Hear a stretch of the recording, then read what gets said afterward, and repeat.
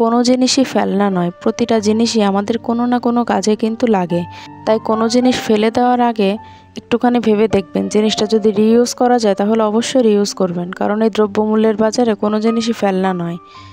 তো আমার বাসায় হচ্ছে দইয়ের মালসার নিচে 3-4 চামচ দই ছিল, তো দইটা কেউই খাবে না। আমার ছেলেকে নিয়ে গেলাম, সেও খাবে না, মেয়েকে দেখালাম, সেও খাবে না, মানে কেউ খাবে না তো খাবেই না। তখন আমি ভাবলাম যে দইটা ফেলে না দিয়ে আমি যদি দইটা দিয়ে অন্য কিছু বানিয়ে দিয়ে দিই তাহলে নিশ্চয়ই দইটা খাবে। তো যেই কথা সেই কাজ, চলে আসলাম কিচেনে, দেখি কি তৈরি করা যায় আজকে। তো ব্লেন্ডারের জগটা নিয়ে নিলাম, নিয়ে এখানে সেই 2-3 চামচ যে দই বেঁচে যাওয়া দই ছিল সেই দইটা দিয়ে দিলাম। তারপর এখানে একে একে দেখি কি কি ইনগ্রিডিয়েন্টস অ্যাড করা যায়। তো বাসায় হচ্ছে একটুখানি আইসক্রিম ছিল, আসলে সব কিছুই শেষের পথে। তো এখানে যে বেঁচে যাওয়া যে আইসক্রিমটুক ছিল, তো আইসক্রিমটুকু দিয়ে দিলাম। দিয়ে তারপর হচ্ছে এখন দিয়ে দেব পাউডার মিল্ক।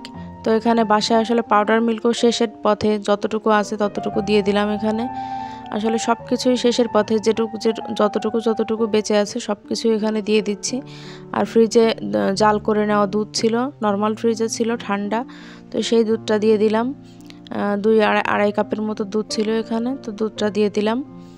দিয়ে এখানে একটু চিনি অ্যাড করে দেব, যেহেতু মিষ্টি দই তো চিনি হচ্ছে আপনারা চাইলে অ্যাড নাও করতে পারেন। তো বাচ্চারা যেহেতু খাবে সেহেতু আমি এখানে 4 চামচের মতো চিনি অ্যাড করে দিলাম। যদি আপনি চিনি না খেতে চান তাহলে চিনি দেওয়ার দরকার নেই, কারণ এখানে দইটাও মিষ্টি আর আইসক্রিম দিয়েছি সেটাও মিষ্টি। তো যাই হোক, এখন একটুখানি মিশিয়ে নিলাম। মিশিয়ে নিয়ে আমি হচ্ছে এখানে দুধের ঘনত্বটা একটু অনেক বেশি মনে হচ্ছিলো, এই জন্য আমি এখানে 1 কাপ পানিও দিয়ে দিলাম। তো এখন হচ্ছে আমি সব কিছু ব্লেন্ড করে নেব। তো এভাবে দেখবেন যে যে জিনিসটা আপনি ফেলে দিতে যাচ্ছেন সেই জিনিসটাই কিন্তু একটা মজাদার খাবার হয়ে যেতে পারে, যদি একটুখানি মাথা খাটিয়ে তৈরি করে নিতে পারেন তাহলে। আর এই যে আমি আজকে যে লাচ্ছিটা বানাচ্ছি এটাকে দইয়ের লাচ্ছি বলবো, কারণ এই যে দইয়ের লাচ্ছিটা এটা কিন্তু বাচ্চারা খুবই পছন্দ করে খায়।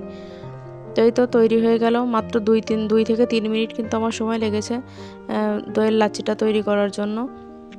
তো এই মজাদার লাচ্ছিটা কিন্তু আপনি বাসায় আপনার বাচ্চাদের তৈরি করে দিতে পারেন, ওরা কিন্তু অনেক মজা করে জিনিসটা খাবে। তো যাই হোক দর্শক, আজকের মতো আল্লাহ হাফেজ।